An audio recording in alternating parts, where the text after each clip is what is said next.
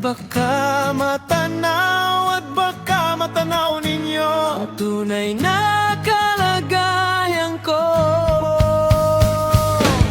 Tao ko, nandyan po ba kayo sa loob nan malaking bahay at malawak na bakuran? Mataas na pader, pinapaligiran at nakapilang mga mahaling sasakyan. Mga bantay na laging bulong ng bulong, wala namang kasal pero marami ang nakabarong. Lumakas man ang ulan ay walang butas ang bubong. Gaplagot kutsara na hindi kilala ang tutong. Kakanin na isip puti ng gatas na nasa kahon. Kahit na hindi Pasko sa lamesa ay may hamon. Ang sarap sigurong manirahan sa bahay na kanya rabaw. Lalang mamayari ng isang upuan, kaya naman hindi niya pinakakawalan. Kung makikita ko lamang siya ay aking sisigawan.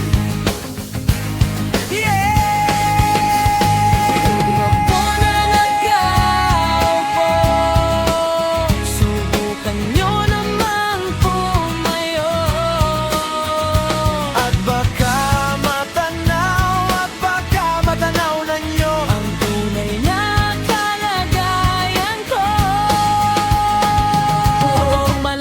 Sa taong nakaupo, alam nyo bang pantakal ng bigas namin ay di puno? Ang dingding ng bahay namin ay pinagtagpitag binyero. Sa gabi ay sobrang init na tumutuno ng yelo.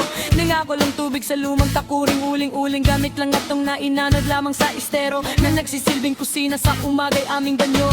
May kayamanan isang kaldero. Nangagamit lang pag ang aking ama ay sumweldo, pero kulang na kulang pa rin ulam na tuyo asin. Ang 50 pesos sa maghapon pagkakasyahin. Di ko alam kung talagang maraming harang o nagbubulag-bulagan lamang po kayo kahit sa dami ng pera nyo, o ng doktor na at papagpapalinaw ng mata nyo.